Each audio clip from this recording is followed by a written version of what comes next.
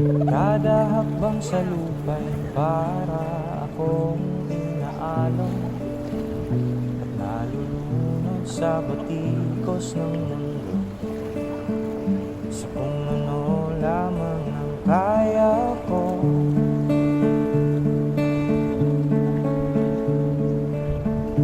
Pigang-piga na sa mga problemang di masolusyonan agad. Parang wala nang bukas. Pwede bang umiiwas?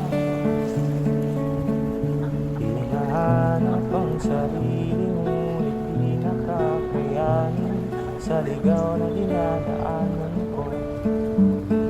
Saan na to patungo? Saan ako patungo? Dahan-dahan